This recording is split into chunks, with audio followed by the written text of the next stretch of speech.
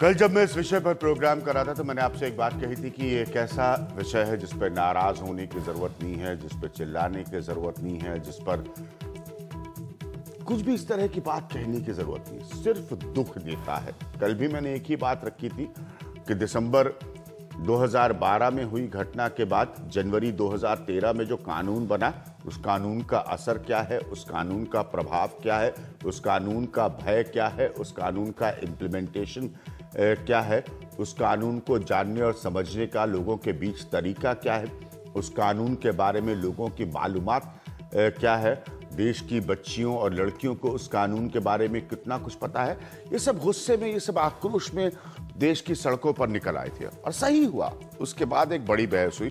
अभी मैं फिर सुन रहा था, मैं नेताओं के खिलाफ कुछ नहीं कह रहा हूं, लेकिन भावुक होकर कल मैं भी बहुत भावुक था। इस मसले पर बहस की जा रही है कि कौन लाइसेंस देता है, कौन ये वेरिफिकेशन करता है, पुलिस की क्या भूमिका है, ट्रांसपोर्टेशन का जो महकमा है उसकी क्या भूमिका है। ये सारी बातें समझ में नहीं आती। घटना होती है, गृह मंत्री साहब को हम सुन रहे थे, वो ये कह रहे थे कि भाई जल्दी से जल्दी कुछ ना कुछ किया जाएगा, प्रभावी कदम उठाए जाएंगे। अब ये प्रभावी कदम होंगे क्या? दो बातें बड़ी स्पष्ट है। या तो इन टैक्सी सर्विसेज में ड्राइवर रखने के तरीके में एक बड़ा बदलाव हो, या आप भूल जाइए और इन टैक्सी सर्विसेज को बंद कर दीजिए। क्या ये संभव है? तो फिर बड़ा परिवर्तन क्या है? कल भी मैंने ये बात रखी थी, जो आज मैं सुन रहा था देश के सांसद पार्लियामेंट में कह रहे थे कि जब उसका एक आपराधिक रिकॉर्ड था, एक पृष्ठभूमि थी, फिर उसको काम कैसे मिला, इसके लिए कौन जवाब देगा? अब ये भी स्पष्ट है कि जिसने भी उसको काम करने का नकली कागजात पर लाइसेंस दिया होगा वो तो आज हमको मिलने वाला नहीं। या जांच करके उसको पकड़ा जाए, या जांच करके उन टाउट्स को पकड़ा जाए जो इस तरह के लाइसेंस दिलवा देते होंगे। ये बड़ा अजीब सा सवाल है। यहाँ पर सबसे पहले मैं आपको एक रिपोर्ट दिखा रहा हूं जो आज के दिन के घटनाक्रम की तस्वीर आपके सामने लेकर आएगी। फिर एक और रिपोर्ट दिखाऊंगा, आज मुंबई से भी आपको कुछ रिपोर्ट्स दिखाऊंगा कि लोग क्या सोचते हैं, लोगों की धारणा क्या है। सबसे पहले आज की खबर इस मसले पर। दिल्ली पुलिस ने आरोपी ड्राइवर शिव कुमार के खिलाफ बुराड़ी थाने में फर्जीवाड़े से जुड़ी 6 धाराओं के तहत मामला दर्ज किया है। पुलिस के मुताबिक उसने फर्जी सर्टिफिकेट की मदद से कमर्शियल लाइसेंस हासिल किया। इसमें ट्रांसपोर्ट अथॉरिटी बुराड़ी के अधिकारियों की भूमिका की भी जांच की जा रही है। एक केस दर्ज किया है क्योंकि वो जो पुलिस वेरिफिकेशन सर्टिफिकेट दिखाया गया था वो गलत पाया गया, तो उसके लिए हमने एक एफआईआर दर्ज की है। उसकी हम तफ्तीश करेंगे ताकि उसमें जो भी दोषी हैं उनको सजा दी जाए। दूसरी तरफ पुलिस ने उबर कैब सर्विस के खिलाफ सराय रोहिल्ला थाने में भी एफआईआर दर्ज किया है, जिसमें 188 मोटर व्हीकल एक्ट के तहत सरकारी नियमों का उल्लंघन और धोखाधड़ी की धारा 420 के तहत आरोप लगाए गए हैं। पुलिस के मुताबिक उबर ने सरकारी गाइडलाइंस की अनदेखी की है। जांच के दायरे में वो अधिकारी भी हैं जो देश के बाहर बैठे हैं। इससे पहले दिल्ली पुलिस आरोपी शिव कुमार को लेकर सोमवार को मथुरा गई थी, जहां से 2 मोबाइल बरामद किए गए, लेकिन वो स्मार्टफोन नहीं मिला जो घटना के वक्त इस्तेमाल कर बंद कर दिया गया था। सबसे पहले 2003 में 354-323 का मुकदमा थाना इलाहाबाद में कायम हुआ, जिसमें गिरफ्तार हुआ, इसमें चार्जशीट लगी। इस बात 2006 में 25 आर्म्स एक्ट में इसके खिलाफ मुकदमा किसनी में कायम हुआ, जिसमें गिरफ्तार हुआ, इसमें चार्जशीट लगी। 2013 में 394 और 376 का मुकदमा इसके खिलाफ कायम हुआ थाना इलाहाबाद में, उसमें गिरफ्तार हुआ, इसमें चार्जशीट लगी है इसमें। और 2 गुंडा एक्ट इसके हुए हैं, एक 2003 में, एक 2009 में। पुलिस ने वारदात के वक्त पहने आरोपी के कपड़ों को फॉरेंसिक जांच के लिए भेज दिया है। साथ ही इस्तेमाल हुई कार की भी फॉरेंसिक जांच कराई गई है। इस बीच पुलिस ने गुड़गांव से सराय रोहिल्ला तक के पूरे रूट और उस जगह की भी पहचान कर ली है जहां रेप किया गया। रेप से पहले ड्राइवर ने पीड़ित लड़की की पिटाई कर गला दबाने की भी कोशिश की। देखिए, ऐसा है कि दिल्ली पुलिस ने तकरीबन अभी तक 5000 कैमरास की इंस्टॉलेशन का कार्यवाही की है। इसके अलावा हमारे प्लान्स हैं अनदर 10,000 कैमरास शहर में लगाने के। उसके अलावा आजकल हम जो है पब्लिक की मदद से भी हमने कैमरास लगाने का काम शुरू किया है। पुलिस ने इस केस की चार्जशीट 20 दिनों के भीतर पेश करने का दावा किया है। इसके लिए मामले से जुड़े तमाम गवाहों, डॉक्टर और उबर के अधिकारियों पर दबाव बनाया जाएगा। ये पुलिस की सही जांच के संकेत हैं कि पुलिस ने आरोपी को समय से गिरफ्तार कर लिया, उसके खिलाफ पुख्ता सबूत जुटाए और पुलिस अगले 20 दिन के अंदर आरोपी के खिलाफ चार्जशीट भी पेश कर देगी। लेकिन सरकार को ऐसी घटनाओं के पीछे की वजहों के बारे में गंभीरता से सोचना होगा। नई दिल्ली से कैमरामैन एजे जोसेफ के साथ मैं मुकेश सिंह, एनडीटीवी इंडिया। तो हमारे साथ खास मेहमान यहाँ पर मौजूद है। बहस में आगे बढ़ने से पहले मैं आपको मिला दूं, राजेंद्र सोनी जी जो कल हमारे साथ थे वो आप वापस आज इस प्रोग्राम में हमारे साथ मौजूद हैं। विनोद मिश्रा है जो कि एग्जीक्यूटिव डायरेक्टर है मेगा कैब्स और जो एसोसिएशन है रेडियो टैक्सी सर्विस की, उसको विनोद मिश्रा जी रिप्रेजेंट करते हैं। गौतम कौल साहब है, फॉर्मर एडिशनल कमिश्नर रहे हैं दिल्ली पुलिस के, दिल्ली पुलिस से जुड़े हैं। और स्वरा भास्कर हैं, वो एक एक्ट्रेस है और साथ साथ एक एक्टिविस्ट भी है, वो मुंबई से है। तो मुंबई की तस्वीर पर हम जब चर्चा करेंगे तब खास तौर पर इनसे बातचीत करेंगे। जरा ये रिपोर्ट आप ध्यान से देखिएगा सारे पैनल को कि कुछ कंपनियां जो इन सर्विसेज को चला रही हैं उन्होंने स्पष्टतः लिखा हुआ है, साफ तौर पर लिखा हुआ है कि अगर कोई घटना होती है तो वो इसके लिए जिम्मेदार नहीं है। बहुत ध्यान से इस रिपोर्ट को देखिएगा। हमारा मकसद कोई निजी टैक्सी सर्विसेज को बंद कराना या उनको प्रतिबंधित कराना, उन पर बैन लगवाना नहीं है, लेकिन वो स्वतः कोई जिम्मेदारी नहीं लेती हैं और लिखित शब्दों में इस बात को स्पष्ट करती हैं। ये रिपोर्ट देखिए। टैक्सी ड्राइवर के बर्ताव और उसके तौर तरीकों को लेकर हमारी कोई जिम्मेदारी नहीं बनती। इस चेतावनी के बावजूद अगर आपको रेडियो टैक्सी से सफर करना है तो कीजिए, क्योंकि मर्जी है आपकी। क्योंकि मेरू कैब ने ऐसा लिखकर यह साफ कर दिया है कि ड्राइवर की बदसलूकी या किसी दूसरे अपराध को लेकर कैब कंपनी की जिम्मेदारी नहीं है। टर्म्स एंड कंडीशंस की बात की, नाउ ये टर्म एंड कंडीशन मेरू के उसमें लिखा है, आप बता रहे हैं, ठीक बता रहे होंगे। हम मेरू से उसकी क्लैरिफिकेशन मांग सकते हैं, जरूर मांगेंगे, एसोसिएशन का काम है। अगर ये टर्म्स एंड कंडीशन में उनके लिखा गया और सेम कंपनी में है, जिस कंपनी में वो रेडियो टैक्सी लाइसेंस अप्लाई कर रहे हैं, तो ऑब्वियसली ऑब्जेक्शनेबल है। पर ऐसी शर्त सिर्फ मेरू की नहीं बल्कि जमात में ओला कैब भी शामिल है। ड्राइवर के किसी भी तरह के व्यवहार की जिम्मेदारी कंपनी की नहीं है। इतना ही नहीं, दिल्ली में ब्लैकलिस्ट हो चुकी उबर कैब सर्विस ने तो कुछ और भी साफ और खतरनाक शर्तें रखी हैं। उबर मनपसंद, सुरक्षा और थर्ड पार्टी की योग्यता को लेकर कोई गारंटी नहीं देता। ये पूरी तरह आपकी जिम्मेदारी है कि थर्ड पार्टी आपकी उम्मीद और ज़रूरतों पर खरा उतरती है या नहीं। इस सेवा का इस्तेमाल आप थर्ड पार्टी की तरफ से किसी भी तरह की असुरक्षा, खतरा, नाबालिगों को लेकर नुकसानदेह या किसी दूसरी अनचाही बातों का जोखिम उठाते हुए कर रहे हैं। दूसरी तरफ इन टैक्सियों का इस्तेमाल करने वाले लाखों लोगों में से शायद ही किसी को ये बात मालूम हो कि जिस टैक्सी में वो सफ़र कर रहे हैं उसकी सुरक्षा कानूनी तौर पर कुल मिलाकर भगवान के हवाले है कि उनका सफ़र सुरक्षित बना रहे। मतलब शॉकिंग न्यूज़ आप बता रहे हो कि ऐसे अगर आप सर्विस प्रोवाइड कर रहे हो and that your driver, he is your driver, you are responsible for everything, एक बार आप कैब में बैठ गए उसके बाद ड्राइवर की कोई रिस्पॉन्सिबिलिटी नहीं। This is very shocking, seriously. ऐसी टर्म्स एंड कंडीशन हमने ना कभी पढ़ी, ना कभी इस बारे में हमने सोचा। सुविधा है तो समस्या भी। खुद से लेकर सामान की हिफाजत तक की जिम्मेदारी सवारी की है। ऐसे में एक जगह से दूसरी जगह अगर सही सलामत पहुंच जाए तो इसका भगवान ही मालिक है। नई दिल्ली से कैमरा पर्सन देवदीप कंवर के साथ परिमल कुमार, एनडीटीवी इंडिया। तो हैरान हुए आप? मैं लिख रहा था कागज पर, हैरान हुए? तो ये टर्म्स एंड कंडीशन के हिसाब से इन टैक्सियों को चलाने की इजाजत, अनुमति, आज्ञा सरकारी तंत्र में किसने दी? गौतम कौल साहब, अब ये है कि आपने उसको पकड़ लिया, 20 दिन में चार्जशीट दाखिल हो गई, पुलिस ने भी काम कर दिया। अब सवाल ये है कि जिस टैक्सी में आप सफर कर रहे हैं उनके पास कोई तरीका नहीं है आपके महफूज होने की, आपके सुरक्षित होने की कोई जिम्मेदारी लेने की। वो साफ साफ कहते हैं हमारी तो रिस्पॉन्सिबिलिटी है ही नहीं। इनके कहने से क्या होता है?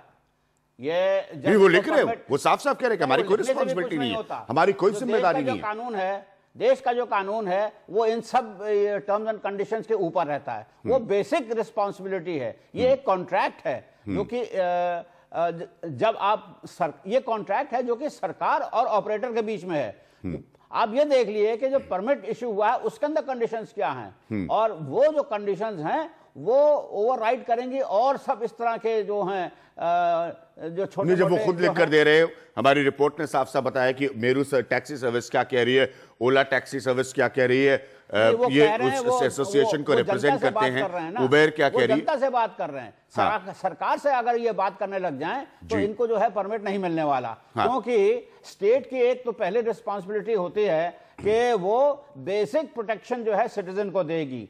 वो जब कभी कोई लेकिन सर सरकार की नाक के नीचे 10,000 से ज्यादा टैक्सियां दिल्ली में चल रही है।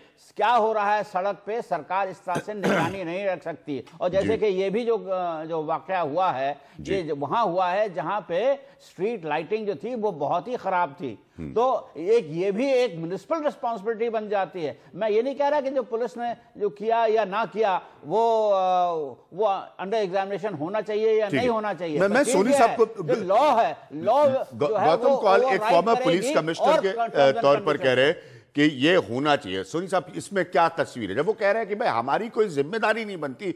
वो उबेर के जो क्लॉजेस पढ़कर हमारी रिपोर्ट ने बताया, वो साफ साफ कह रहे हैं कि थर्ड पार्टी के साथ कुछ भी हो रहा है उसके तो हम बिल्कुल ही नहीं उससे हमारा लेना देना। बिल्कुल गलत कह रहे हैं। जब इन्होंने दिल्ली ट्रांसपोर्ट डिपार्टमेंट से परमिट लिया था, एक करार हुआ था इनका। हाँ। करार के अंदर अगर यदि ये पीछा छुड़ाना चाहते हैं तो ये पीछा इतनी जल्दी नहीं छूटेगा। नहीं, वो उसको लिख कर बता रहे हैं। वो ये कोई जर्नलिस्टिक इन्वेस्टिगेशन के माध्यम से जानकारी नहीं है, ये उनकी उपलब्ध जानकारी में से वो बता रहे हैं। जब इन्होंने ये परमिट लिए थे ट्रांसपोर्ट डिपार्टमेंट से, इन्होंने जब पिछली जो सरकारी थी उन्होंने ये कहा था भाई ड्राइवर की भी तुम्हारी जिम्मेदारी होगी, अगर चालक रखोगे तुम जिम्मेदार होगे इस चीज के, इसीलिए हम परमिट दे रहे हैं आप लोगों को। हाँ। हर कंपनी चलाने का, नहीं तो क्या जरूरत थी इनको 200, 300, 400 परमिट देने के? वो दिल्ली के लोगों को नहीं मिल सकते थे? अब दिल्ली के लोग भी तो ना पढ़े लिखे लोग, तो उनको भी ये टैक्स नहीं। तो क्या आपके हिसाब से ऐसा लिखना उनका गलत था? ये गलत है बिल्कुल। अगर जाकर परिवहन विभाग के लोगों ने भी करा होगा तो दोनों पार्टी वो उसको साफ तौर पर, जैसे मैंने कहा, ये कोई खुफिया जानकारी नहीं है, वो पब्लिक डोमेन में डालकर जनता के सामने सार्वजनिक रखकर ये जानकारी दे रहे हैं। विनोद मिश्रा साहब, उसके बाद जो है स्वरा भास्कर के पास आना चाहूंगा, क्योंकि अगर आप ऐसी गाड़ियों का इस्तेमाल करें तो फिर आप सोचिए भाई जिम्मेदारी वो ले ही नहीं रहे हैं, वो उनकी कोई रिस्पॉन्सिबिलिटी नहीं है, वो अपने आधार पर लिखित में ये बात करें। विनोद जी, क्या ये बात सच है? जी नहीं, ये बात बिल्कुल सही नहीं है। क्यों? सबसे पहले मैं आपको ये बताऊंगा कि हम रेडियो टैक्सी स्कीम 2006 के अंदर गवर्न हैं। ठीक है। आप जिसकी बात कर रहे हैं उबर कैब और मेरू जिसने लिखा हुआ है, वो है aggregator service. They are not, यही समझने की बात है। रेडियो टैक्सी स्कीम और सर्विस एक अलग सर्विस है, एग्रीगेटर एक अलग सर्विस है। The difference between the two services is here we own everything.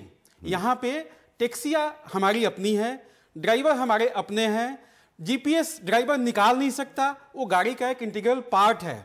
जिसकी आप बात कर रहे हैं उबर टैक्सी, ओला टैक्सी, ये वो सर्विसेज हैं जहां ये एक मोबाइल एप्लीकेशन चलाते हैं। They are not calling them as a taxi service, they are saying they are as a software company. So Uber या ओला या कोई एक और भी कंपनी हो, वो एक कंपनी, एक अम्ब्रेला है, उसके अंदर किसी और की टैक्सी है, किसी और का ड्राइवर है। जब कौन है जिसकी टैक्सी जिसका ड्राइवर है? ये तो कमाल की स्थिति आप बता रहे हैं।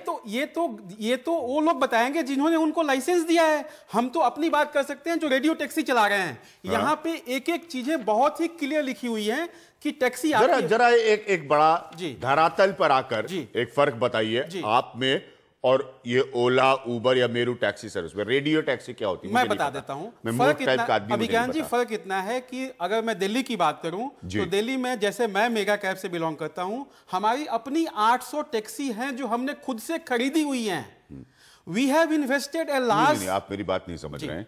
रेडियो टैक्सी और नॉन रेडियो टैक्सी में फर्क क्या? रेडियो टैक्सी में ऐसा तो है नहीं कि रेडियो लगाया तो आप एफएम सुन सकते हैं, इसलिए वो रेडियो टैक्सी एक समझाइए। मैं जानता हूँ, खाली जनता समझे। गवर्नमेंट की एक स्कीम है। जनता को कैसे समझ में आएगा? अब आपने आज आके एक बड़ी चमत्कारिक नई बात बता दी कि वो तो सर्विस, वो सॉफ्टवेयर प्रोवाइडर है ओला मेरू वाले। हम तो फोन करते हैं, कॉल साहब के घर से मैं आ रहा हूँ भोजन करके, मेरे पास रात को गाड़ी नहीं है, मैं तो मेरू को फोन करूंगा, मुझे थोड़ा पता कि वो सॉफ्टवेयर सर्विस चला रहे, वो तो मेरे लिए टैक्सी सर्विस चला रहे। मैं आपको कुछ इसके प्रमाण भी दूंगा विज्ञान जी। दिल्ली सरकार ने 2006 में एक रेडियो टैक्सी स्कीम निकाली थी। हाँ। जिसके तहत आवेदन मंगाए गए थे और जिसमें कुछ शर्तें थी कि जिसको आपको पूरा करना है। जैसे आपके पास अपनी टैक्सी होनी चाहिए, आपके पास अपना कॉल सेंटर होना चाहिए जो 24 घंटे आपके कस्टमर वहां फोन कर सके, आपकी गाड़ियों के अंदर जीपीएस फिक्स्ड होनी चाहिए, इंटीग्रल पार्ट होनी चाहिए टैक्सी की, आपके पास अपनी पार्किंग की जगह होनी चाहिए, आपके ड्राइवर के पास पब्लिक सर्विस बैज होना चाहिए। Public service badge Delhi government देती है। ये सब कल बातें हो गई। मैं तो यही नहीं समझ पा रहा हूं कि रेडियो टैक्सी और नॉन रेडियो टैक्सी में फर्क क्या। लोग सोच भी रहे हैं बड़ा मूर्ख आदमी है। रेडियो टैक्सी एक वो सर्विस है जहां पे आपको एक गवर्नमेंट से उसका लाइसेंस लेके, जहां आप कहते हैं, और मेरू, ओला और उबेर ये वो सर्विस है जहां गवर्नमेंट से लाइसेंस की जरूरत नहीं है।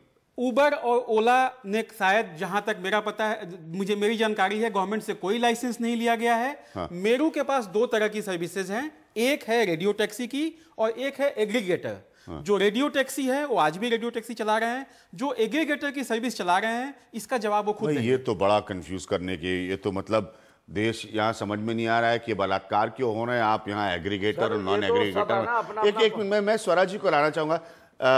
स्वरा, आप समझ पा रही है यहाँ पर ये लोग क्या कह रहे हैं? मेरी समझ में नहीं आ रहा है, क्योंकि सीधी सीधी बात यह है कि हम और आप एक आम हिंदुस्तानी टैक्सी का इस्तेमाल करते हैं और सुरक्षित होने के हिसाब से टैक्सी का इस्तेमाल करते हैं। अब ये बता रहे हैं कि एक की टैक्सी है रेडियो, दूसरे की टैक्सी है नॉन रेडियो, एक एग्रीगेटर है। एक मिनट मैं उनका रिएक्शन ले लूं। हाँ प्लीज स्वरा जी, सुनना चाहता हूं आप क्या कह रही है। मुझे लगता है हम मुद्दे से हट के बात कर रहे हैं। पॉइंट ये नहीं है कि उनके टर्म्स एंड कंडीशंस में ये लिखा रहता है कि आप अपने हिफाजत के लिए खुद जिम्मेदार हैं। पॉइंट मतलब अगर हम टर्म्स एंड कंडीशंस की नुक्ताचीनी करना चाहते हैं, मुझे लगता है पॉइंट जो एक लीगल पॉइंट है वो बहुत सिंपल चीज है। वो ये कि उबर के वेबसाइट पे लिखा हुआ है कि उनके ड्राइवर्स का बैकग्राउंड चेक होता है, और इस केस से हमने ये पाया है कि ये झूठ है। तो ये आप ये झूठ बोल रहे हैं कस्टमर्स से, सबसे पहली बात तो ये। दूसरी बात कि अगर बैकग्राउंड चेक नहीं हो रहा है, और अगर चाहे वो रेडियो टैक्सी हो, चाहे वो एग्रीगेटर हो, चाहे वो एक सॉफ्टवेयर प्रोवाइडर हो, ये तो आई थिंक कि हमारी सरकार और पुलिस की जिम्मेदारी है कि जो भी कमर्शियल व्हीकल्स चल रही हैं जो कि देश के बाशिंदों के सर्विस में हैं, उनका बैकग्राउंड चेक होना चाहिए। बहुत सिंपल बात है, सबसे पहली बात ये। दूसरी बात, अगर टर्म्स एंड कंडीशंस में ये लिखा भी होता कि हम आपके जान की हिफाजत करेंगे या आपके हम जनरली सेफ्टी का ध्यान रखेंगे, तो क्या ड्राइवर ये नहीं करता? क्योंकि ये जो क्राइम है और ये जो हिंसा होती है औरतों पे, ये तो एक मानसिकता है जो हमारे समाज में बहुत ही आम है, जो होती जा रही है। और अब हम ये देख रहे हैं कि नए कानून भी बन गए, उससे भी कोई फर्क नहीं पड़ रहा है। तो आई थिंक प्रॉब्लम उस मानसिकता की है, वो एक एक्चुअल प्रॉब्लम है। और जब तक वो मानसिकता नहीं बदलेगी, तब तक चाहे वो दिल्ली हो, चाहे वो मुंबई हो, चाहे वो जौन सा भी शहर हो इस देश का या इस दुनिया का, वो औरतों के लिए सेफ नहीं होगा।